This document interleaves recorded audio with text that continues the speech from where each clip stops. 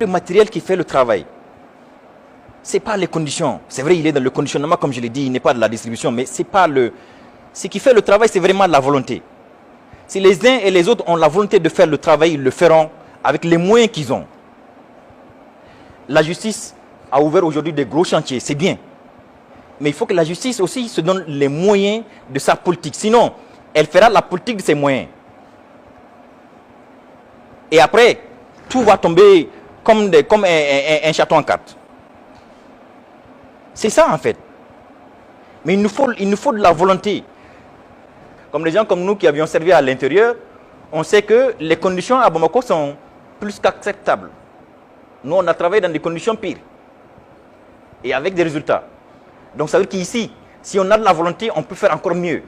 On peut réellement rayonner la justice si on le veut. Réellement. Mais c'est une question de volonté individuelle. Avant d'être collective et institutionnelle, il faut que la volonté soit d'abord individuelle. Il faut que chacun d'entre nous accepte de se sacrifier pour faire changer un peu les choses. C'est juste ça, ce n'est pas les moyens. Sinon, on a beau mettre tous les moyens à notre disposition, que si on n'a pas la volonté, ça ne produira aucun résultat. Rien. Quand on vous donne par exemple une machine, quand on vous donne une chaise, un fauteuil, etc., c'est à vous de prendre soin de ça. Ce n'est pas à celui qui vous le donne. Mais il faut simplement que chacun d'entre nous fasse cette introspection-là, quoi. Que ce questionnement interne-là. Ça, c'est important. Qu'est-ce que moi je fais des biens que l'État met à ma disposition pour que je fasse mon travail? Je voudrais aussi vous remercier pour tous les efforts, tous les sacrifices que vous êtes en train de faire. Et en visitant les bureaux, nous avons vu des sacrifices au plan personnel ont été faits par certains, dont notamment chez le procureur, pour équiper son bureau à ses propres frais. C'est des sacrifices. Sinon, ce n'est pas obligatoire que ce soit lui qui les fasse. Il appartient à l'État de mettre les agents dans les meilleures conditions. Mais si un agent prend sur lui le courage de le faire, il faut aussi le saluer. Mais cela n'excuse pas l'administration, l'État, qui doit jouer pleinement son rôle pour mettre les gens dans les meilleures conditions. Je voudrais aussi vous remercier pour tous les efforts que vous êtes en train de faire dans des conditions très difficiles. Très difficiles, je l'ai vu en visitant vos bureaux. Je l'ai vu en voyant ce que vous essuyez comme injures, comme dénigrement sur les réseaux sociaux et partout pour avoir bien fait votre travail. Je voudrais vous remercier pour tous ces sacrifices, pour tous ces efforts que vous êtes en train de faire. Et c'est ainsi que la justice se relèvera. C'est ainsi que la justice va progresser. Et M. le procureur l'a dit dans ses propos introductifs, sans la volonté, on ne peut pas aller de l'avant. Il faut avoir une bonne dose de volonté d'aller de l'avant, une volonté d'affronter toutes les adversités.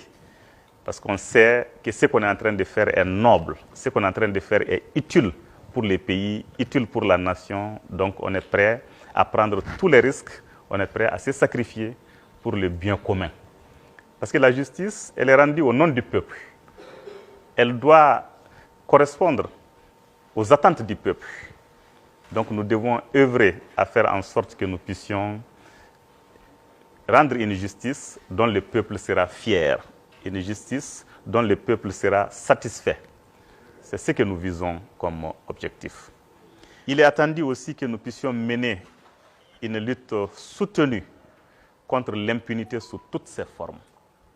Lorsque des droits sont violés, lorsque l'ordre public est troublé, la réaction de la société doit être ressentie. Les victimes doivent sentir que la justice est là comme dernier rempart. Cela est très important. Tant qu'il n'y a pas ça dans une société, les abus vont se multiplier. Donc vous devez jouer ce rôle de dernier rempart, faire en sorte que chaque cas de violation des droits puisse être sanctionné par une procédure judiciaire. Cela est très important. Et sur ce plan, la saisine d'office qui est en train d'être faite est à saluer. Il faut s'en saisir et faire les enquêtes. Une fois les enquêtes terminées, si on est compétent, on retient, on traite. Si on n'est pas compétent, on envoie à la juridiction compétente. Mais au moins, on aura posé les premiers actes qui sont utiles. Parce que si personne ne pose les actes, chacun attend, l'impunité aura vraiment droit de citer. Mais s'il y a des gens qui sont réactifs, qui enquêtent, qui réunissent les éléments, vraiment, c'est déjà une très bonne chose. Et sur ce plan, vraiment, je salue les efforts que vous êtes en train de faire. Merci beaucoup. Merci.